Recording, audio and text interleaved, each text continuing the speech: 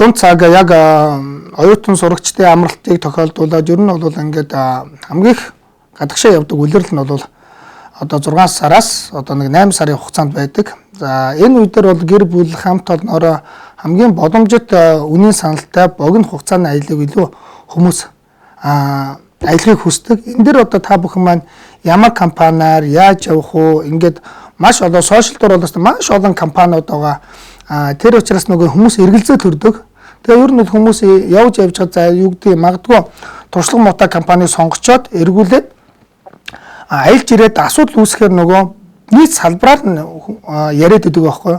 Энэ ер нь аялал жуулчлалын компани ер нь дэмий байна. Тэ компани бол нэг ижил тэгшгүй байхгүй юу?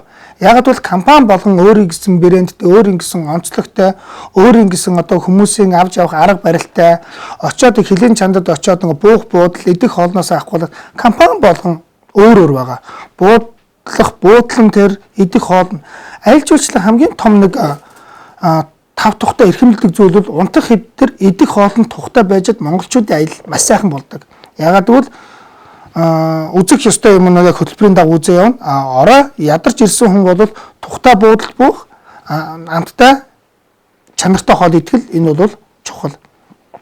Гэхдээ манайх нэг юм хүсдэг шүү. Монголчууд нөгөө хилэн чана явчаад нөгөө өөрийнхөө нэг монгол хоолыг хүсэдэг. Энэ чинь ягаад бол тухайн мууч орон нутаг одоо гадаадын аялал хийж явахад тухайн үндэстнийхээ хоол соёлыг нэг та 7 хоног л идэх гэсэн үг. Явбал тэн чинь насан туршид амьдраагүй хэдэн сараар амьдрах гэж очиог учраас энийг ерөөхдөө монголчууд аялагч нар хүсэх ёстой.